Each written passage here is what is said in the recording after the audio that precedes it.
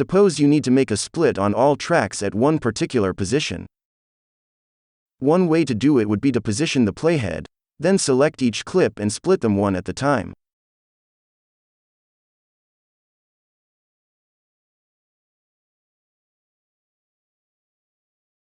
Luckily, there is a faster and easier way to do it. Position the playhead. Activate ripples and ripples on all tracks. Select one clip and split it.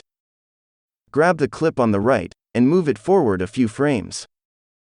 If you don't want that gap between the clips, right-click in the empty space and select Remove.